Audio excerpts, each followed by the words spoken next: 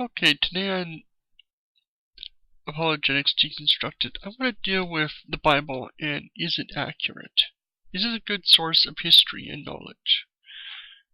Many non-evangelical Christians realize that the flood didn't happen, the Exodus didn't happen, or at the very least, they're nowhere near the way they are done in the stories. And this is sort of interesting because when we put the Bible against archaeology and histories from other nations and paleontology and everything else, we just find that they don't gel. An interesting example is the story of Joseph going to Egypt, becoming famous there, ending up bringing the Israelites there, and that's how the Israelites ended up being enslaved, and then the Exodus. There's so many issues with these stories that it don't even make sense historically. Now, one of the biggest ones here is the whole idea of how Joseph is treated in the Bible. The Pharaoh treats him and Joseph's God as this amazing, all-powerful being. It just sort of automatically assumes that Joseph's God is the best God, the most powerful God. The problem is the Pharaoh himself was a god. The Pharaoh had many gods they also worshipped.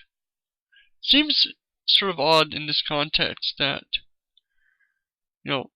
Pharaoh would be putting some nobody's god above his own.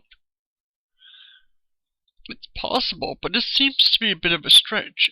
In a way, he almost seems to be having, this Pharaoh seems to have no knowledge of the Egyptian gods, or himself being a god. Almost as if the writer of this story has no knowledge or any clue about this. And this is just them trying to say, see, even the Pharaoh of Egypt realized that our God was powerful, rather than in any actual logical sense.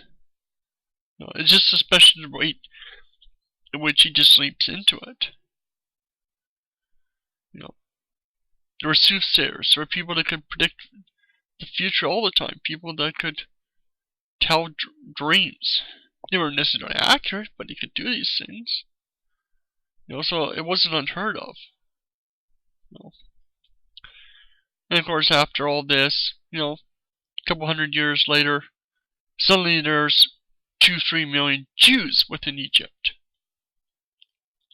It's possible, but considering they're working as slaves, how many people would each generation have to have enough to survive, to procreate, and not die from being all slaves? This doesn't seem very logical, not considering the small number of them that went in.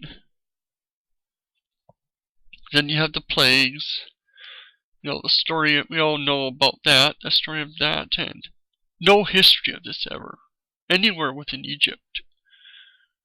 Is there any actual historical evidence of this, except for one Bastille that mentions something about Israel? But then we don't know the context. Oh, and one chariot wheel found at the bottom of the Red Sea. So you got that huge issue. You got the loss of 3 million slaves from Egypt. You got the loss of the entire army, or at least a good chunk of the army. You got the loss of the Pharaoh all at one time. Then you have the worst part. On top of all this, you have Pharaoh sitting there for a week while the Jews just flee. Yes, there was a fire there preventing him from passing, but the amount of Jews, to get 3 million Jews I figured someone did it actually worked it out that even like 10 abreast or something like that, and the Red Sea is pretty long, so if most likely it would be the Red Sea, but if it's Red Sea, it's way too long. It would take a good week for all 3 million Jews to leave. And during this, you just had the Pharaoh sitting there, not looking to find other ways to stop them. Nothing else is being done. And then finally they leave. The Pharaoh brings his army and himself to chase after them. The walls of water come crushing down and kill the entire army. And this isn't turned up. This kind of thing you can't exactly hide. They say, well, we just erased this kind of information. The entire population of Egypt at that time probably wasn't even 3 million, let alone, or if it was, you're losing massive amounts of people. That's not something that would just, be fixed for many generations. Let alone hidden. You would notice something here. But there's none of this disruption within the history. And then it gets even worse when you realize that those 3 million Jews were fleeing into Egyptian-controlled territory. So they would flee the Egyptian army just to run into the Egyptian army. But there's no mention of this, because Canaanite at that time was controlled by Egyptians, both sides of the Red Sea and Reed Sea. So what's going on here? Obviously, it's a story of fiction. But people want us to believe this. They want us to accept this story as 100% accurate, just like the flood. But you look at the math, you look at the physics of it, you just don't see it actually happening.